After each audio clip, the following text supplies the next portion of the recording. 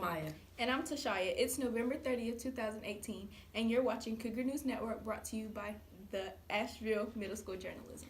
Next week, it looks like the high is going to be 38 degrees and the lows in the 20s. It may cause for a slight chance of snow and a little bit of sun. Looks like I'm going to have to bundle up. Me too, I can't risk getting sick. Our top stories today include updates on the migrant caravan, issues with lettuce, the AMS Cougar tank, and features on the AMS wrestling team. We now turn to Amelia reporting on Global News. Thanks to Shia, we reported on the migrant caravan heading to the U.S. from Mexico a few weeks ago. They are still on the move, and there are some updates. What started as a peaceful march spiraled out of control, CNN wrote. The march set off from Tijuana, Mexico, Sunday morning at a sports complex. Most of the migrants had been living at the sports complex while they waited for a chance to seek asylum in the United States. The migrants' aim was a peaceful protest, organizers had said. As the group got closer to the border, they split up into multiple locations and made their way past Mexican police, according to the U.S. Customs and Border Protection officials. When the migrants attempted to cross the border, authorities who were on the U.S. side created a cloud of tear gas, which made crowds run away screaming in fear with their families. Dozens of people on both sides of the border were arrested by authorities. 69 people on the U.S. side and 39 people were arrested on the Mexican side. Those identified as trying to rush the U.S. border legally and be processed for deportation in their home countries, Mexican's Interior Ministry said. Donald Trump tweeted this on Monday. Mexico should move the flag-waving migrants, many of whom are stone-cold criminals, back to their countries. Do it by plane, do it by bus, do it any way you want, but they are not coming to the USA. We will close the border permanently if need be. Congress fund the wall, tweeted Trump.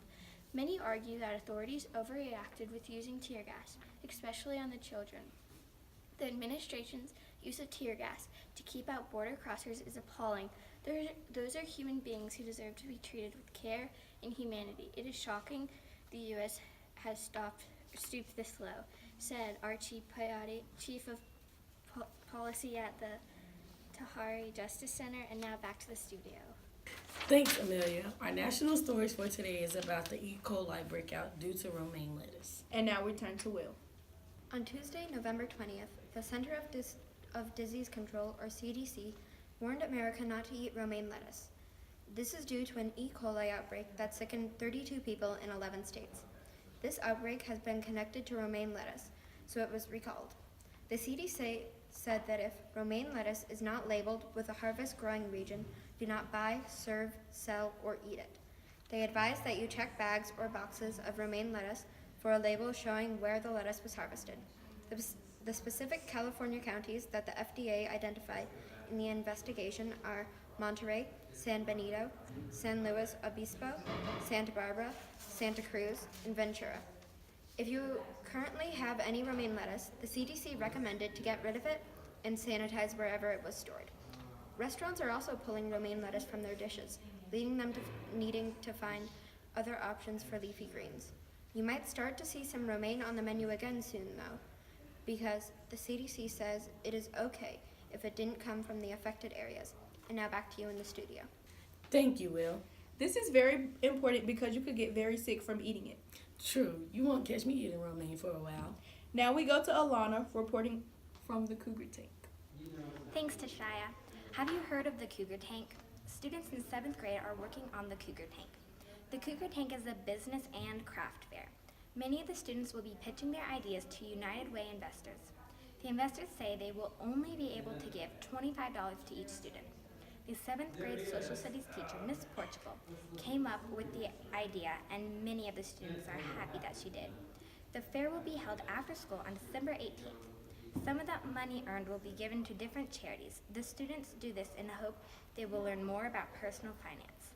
A student in Miss Portugal's class says that if you give to charity, then more consumers will buy from you because they know their money is going to a good cause. These students all have a choice whether it goes to charity or not. So if you want your money to go to charity, be sure to ask. And now, back to the newsroom. Thanks, Lana. I wish I could do it too. That seems like a fun project. Me too. Now to Sydney with sports. Hey Cougars, I'm Sydney. I'm here with Erin Chen from the wrestling team. So why did you decide to join the wrestling team? I decided to join the wrestling team because it looked like a lot of fun, and I've been wanting to join since 7th grade. Nice. So what are some drills you'll have to do during practice? So what we mainly do during practice is we practice our takedowns. So we do double legs, single legs, and so on. Nice. So will you continue to do it during high school? I am still thinking about that. Wrestling in high school is a lot more strict. Okay. This has been Sitting with Erin Chen back to the studio. Thanks, Sydney. It's great that we have so many awesome sports here at AMS. Yes, it is. Go Cougars! Before we sign off, here are a few more updates for the week. Make sure you buy your yearbook for the lowest prices of the year. You can order them at cougarprideavl.com. Prices go up in second semester. The Winter Theater Showcase is coming up too. Go see that at 7 p.m. December 7th and 8th here at AMS. Tickets are $3 for students. Also, don't forget, the Royal Field Trip is Monday, December 3rd. I'm Demaya. And I'm Tashaya. Signing off. Until next time, Cougar family, have a horrific week. Cougar Pride!